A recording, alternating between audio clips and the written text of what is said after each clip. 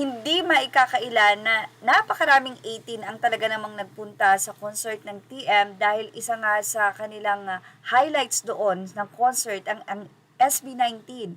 At siguradong napakaraming 18 nga ang pumila doon and for sure na talaga namang nag-effort ang iba galing pa sa Butuan at napakadami nga pong karatig lugar doon na nagpunta sa Davao para mapanood ang nasabi nga pong grupo ang SB19. Sabi nga natin, sila ang kahuli-hulihang nag-perform. Actually, ang kanilang performance ay hindi pa po nakapost sa Facebook ng TM at ang mga nakapost lang doon ay yung mga nag-perform ng mga maaga pa.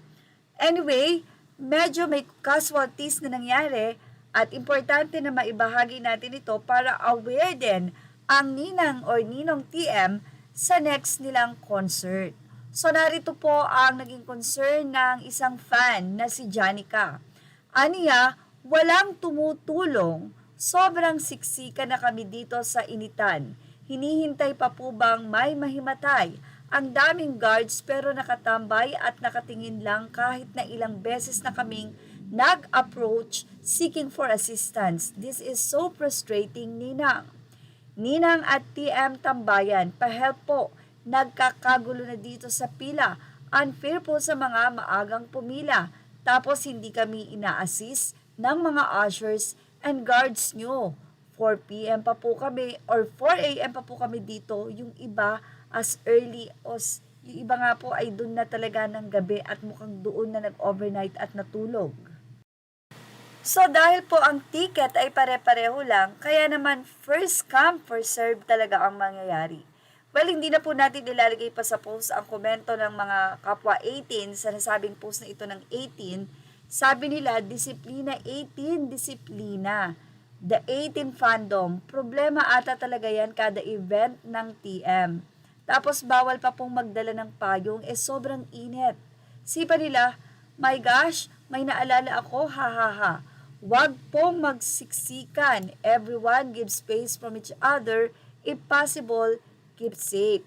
Nandyan din ako, Caps, pero kasalanan din ng 18 na nagsisiksikan sila sa initan kasi gusto nilang mauna sa pila. Walang kasalanan ng TM Tambayan. Masasabi ko lang, ibang 18 walang disiplina, siksikan na nga, siksikan pa.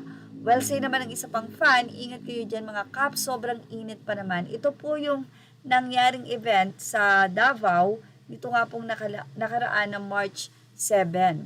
At dahil nga ang 18 ay gabi pa magpe-perform, so kinakailangan talaga nila na maghantay sa gitna ng init.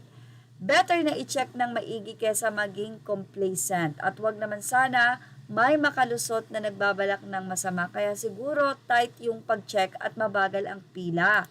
So yun po yung sinasabi ng mga ibang fans. Hala, wag naman sanang may masaktan lalo na pag may bata. Anyway, maayos naman ang pasok ng tao kaninang 2 p.m.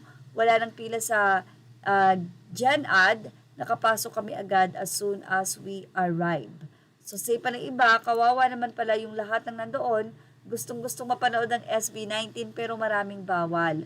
Walang nag-a-assist sa mga taong nagsisiksikan, okay lang sana. Yan, kahit sobrang dami, basta marunong yung guard magpasunod, mag-organize sa mga tao. Hi na lang, kawawa naman pala kayo dyan.